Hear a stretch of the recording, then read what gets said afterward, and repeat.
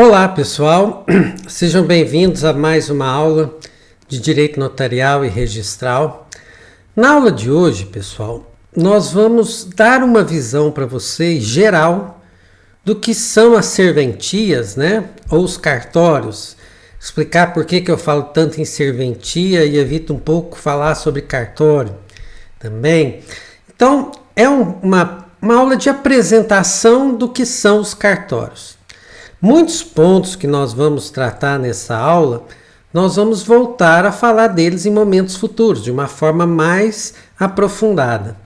Mas seria importante que a gente tivesse uma visão inicial, para a gente entender o que são os cartórios e posteriormente aprofundar nos conceitos que nós vamos trazer para vocês.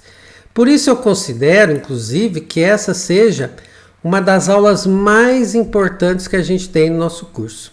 Tá bom? Peço muita atenção de vocês, o que nós vamos abordar nesses momentos seguintes. Para a gente começar, pessoal, vocês já ouviram falar que cartório é um negócio, ou era um negócio, que passava de pai para filho? Quando o pai morria, um filho assumia o cartório, depois o neto, depois o bisneto. Pois é, pessoal, cartório não era um negócio muito organizado, vamos falar assim, né? Não era um negócio que tinha o rigor que precisava ter. E isso perdurou até a Constituição Federal de 1988. Na Constituição de 1988, lá no finalzinho, no artigo 236, ele fala que os serviços notariais de registro, que nós vamos por enquanto chamar de cartórios, são exercidos em caráter privado por delegação do poder público. Primeira coisa, serviços notariais de registro. A Constituição falou que os cartórios pertencem ao Estado. Cartório não é um negócio particular, embora quando o titular vai exercer esse cartório, ele exerce como se fosse um escritório particular mesmo, porque ele vai ter a opção de contratar funcionários, quanto eles quiserem, fixar jornadas de trabalho. Então, eles são exercidos em caráter privado nesse sentido. Mas o cartório é uma delegação de um serviço do Estado. Vamos tentar ser mais claro.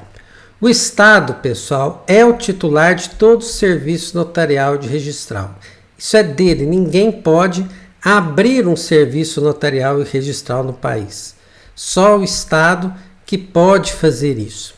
Só que o Estado sabe muito bem que tudo que ele faz não é um primor de organização. O Estado sabe que ele não é tão eficiente quanto deveria ser em quase todos os aspectos. Então a Constituição, sabendo da importância dos cartórios, falou assim: o Estado faz o seguinte, o serviço é seu, mas entrega para um particular fazer esse serviço por você. E isso precisa ser muito bem feito. E aí então, diz a Constituição que o Estado tem que entregar, tem que delegar esse serviço para um particular, para ele fazer esse serviço em nome do Estado. Então, quando nós estamos falando isso, né, esse entregar é o que o direito administrativo chama de delegação. Então, entre as várias espécies, né, de participação dos particulares junto com o Estado, uma das figuras é a delegação. Então, o Estado delega a um particular esse serviço. Primeiro detalhe que eu queria dizer para vocês, que eu peço muita atenção aqui. Quem faz essa escolha, o Estado, ele faz essa escolha, melhor dizendo, através de concurso público. E quem faz esse concurso público, quem delega isso, não é a União Federal, pessoal. Quem delega são os Estados membros. Minas, São Paulo, Rio de Janeiro, Santa Catarina, Paraná, Rio Grande do Sul.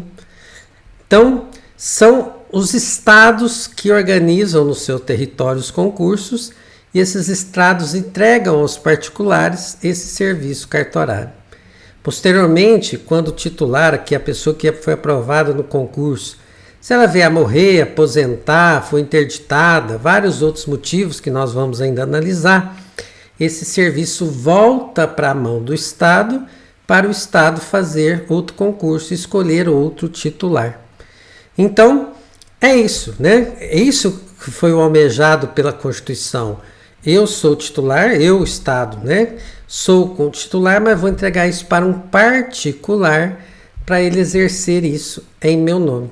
Que aí a coisa fica muito mais bem feita e realmente fica. Então, quem delega são os Estados-membros através de concursos que nós vamos ter uma aula que nós vamos explicar rapidamente como funcionam esses concursos, tá bom? Então, são exercidos por delegação do poder público, através de concursos. Beleza? Fiz aqui só uma observação, que essa delegação, né, essa entrega do Estado para um particular, fazer o serviço cartorário em nome do Estado, é um ato personalismo. O que isso quer dizer? Aquilo que nós já sabemos. O titular do cartório ele não vai repassar isso para ninguém, ele foi escolhido. Então, se ele não quiser, se ele aposentar, né, se ele passar em outro concurso, então o serviço volta para o Estado. É um direito exclusivo do Estado de escolher quem são os titulares das serventias notariais e de registro. Certo? A delegação, aqui tem um aspecto, pessoal, que eu chamo muita atenção. A delegação se faz a uma pessoa física, a um particular. Isso aqui é um dos pontos mais importantes que nós temos para vocês entenderem o que é um cartório. Os pontos mais importantes, sabe por quê? Cartório não é pessoa jurídica. E isso muda muita coisa do que a gente imagina que seja um cartório. Cartório não é pessoa jurídica. Sabe isso quer dizer? Mil coisas, mas eu vou dizer algumas aqui que já me vêm à mente. Primeiro, uma das grandes vantagens que vocês já estudaram, se ter uma pessoa jurídica, principalmente as limitadas, chama-se separação patrimonial. O que quer dizer isso? Patrimônio do sócio é do sócio, patrimônio da pessoa jurídica é da pessoa jurídica e não se confundem. Sócio não é obrigado a pagar a conta da pessoa jurídica e nem pode pegar dinheiro dela.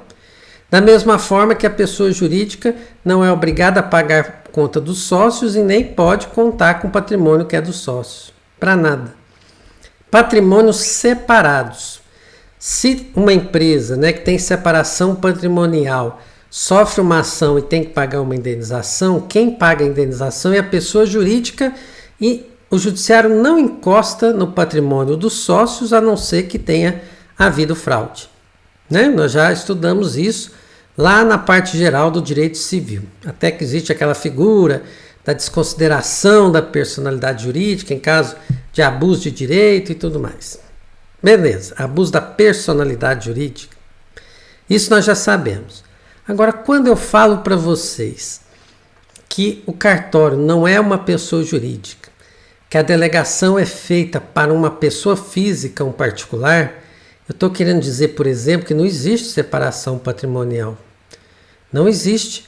Então, se, por exemplo, alguém for mover uma ação por uma lesão que sofreu de um serviço cartorário, a ação vai ser movida contra a pessoa física do cartorário, contra a pessoa física do tabelião ou do oficial de registro. E quem vai ter que pagar essa indenização é o bolso, é o patrimônio particular do tabelião ou do oficial de registro. Eu falei mil coisas boas para vocês, né, de ser um titular de cartório, e agora eu estou mostrando talvez o que seja o maior problema. Porque se o cartório tem que pagar uma indenização, por exemplo, quem paga é a pessoa física do titular, porque cartório não tem patrimônio próprio. Cartório não é pessoa jurídica. Então, esse aqui vem um detalhe que é fundamental. Aí talvez alguém faz estágio, alguém faça estágio em um cartório e pense o seguinte, fala assim, não, Roberto, mas o cartório lá que eu faço estágio, eles têm um CNPJ. Tem mesmo. Eles tiram o CNPJ porque uma parte do dinheiro que entra para os cartórios tem que ser repassado para o Estado. tiram o CNPJ porque tem que pagar imposto. Então, para eles fazerem isso, eles precisam do CNPJ, mas que só serve para isso. Não serve para mais nada. Não quer dizer o fato deles, nesse caso, ter um CNPJ que eles são pessoa jurídica. Não, é só para fins de acertos com o Estado, de contabilidade com o Estado. Certo? Então, a entrega que se faz é para um particular, uma pessoa física. E aí, isso vai trazer algumas consequências. Uma delas, por exemplo, cartorário não é funcionário público. Cartório não recebe dinheiro do Estado, pessoal. Como é que os cartórios sobrevivem? Porque nós vamos a um cartório, a gente pede um serviço, a gente paga. E aí uma parte daquele dinheiro fica para o cartorário, uma parte é destinada ao Estado. Estima-se, segundo alguns autores, né, isso pode variar um pouco de Estado para Estado, mas estima-se que 60% a 65% dos emolumentos, que são os preços daquilo que a gente paga no cartório, 60% a 65% fiquem para o cartorário, para ele ter o lucro dele, para ele pagar funcionário, pagar aluguel, maquinário e tudo mais. Que uns 40% a 35% seja devolvida ao Estado. Então uma parte boa, né, vai para o Estado, mas uma partezinha um pouco maior fica no cartório para custear despesas, né, e ser o lucro do cartorário. Então, titulares do cartório não são funcionários públicos. Quem tem que montar o cartório é o tabelião, oficial de registro, com o dinheiro que ele tem. Alguns estados, pessoal, quando o cartorário não consegue ter uma remuneração boa, né, suficiente, alguns estados dão uma ajuda, dão uma complementação. Mas isso não é todo estado, não, tá bom?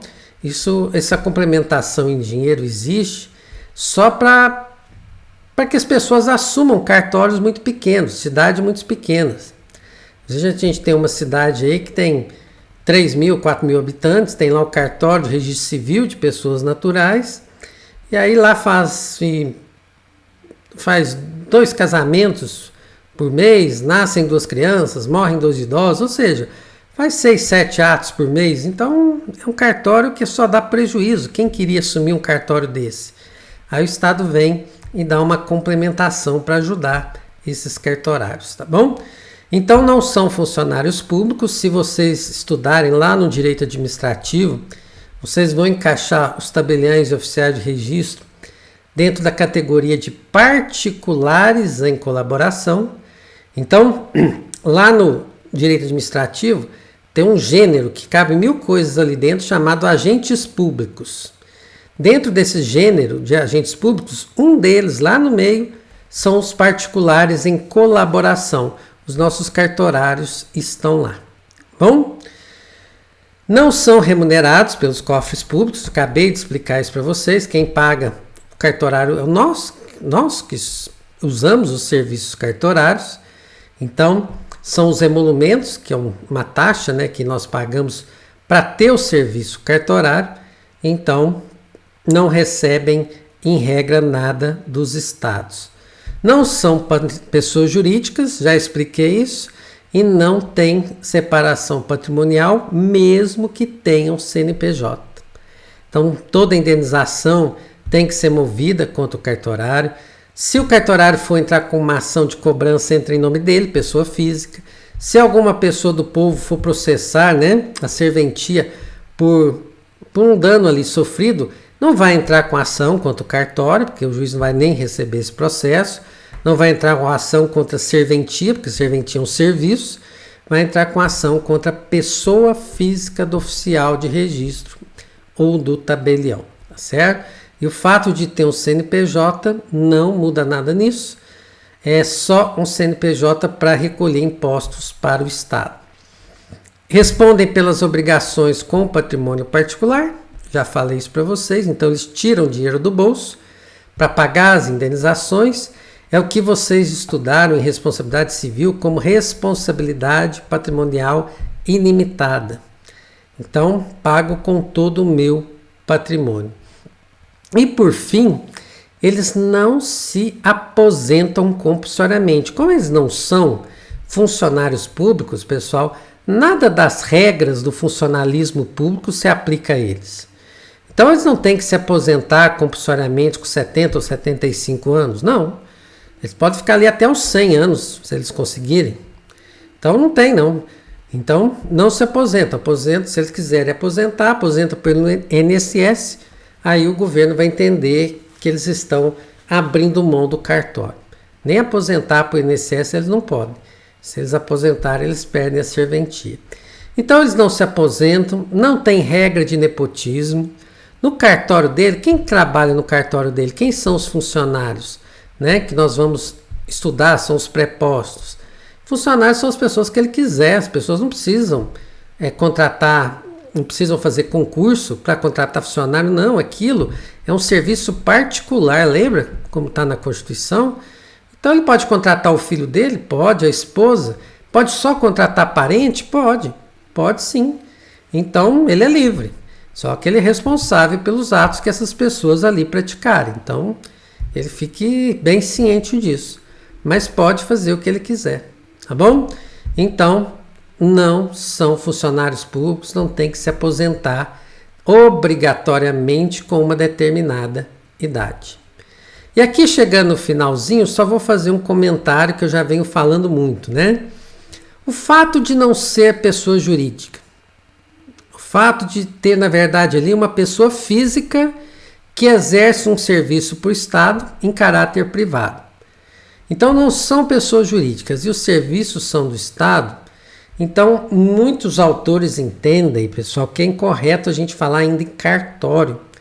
Quando a gente está falando em cartório, dá uma ideia de empresa, de pessoa jurídica, e não existe isso lá.